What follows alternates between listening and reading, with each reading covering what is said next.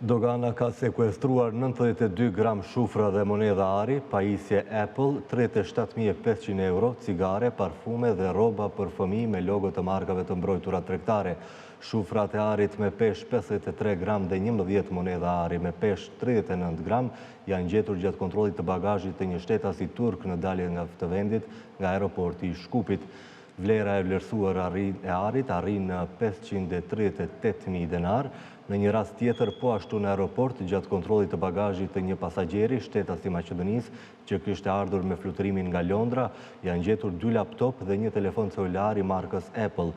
Në total, 37.500 euro janë sekuestruar në 2 raste të ndara gjatë hyrjes në shtet në pikën kufitare Tabanoc.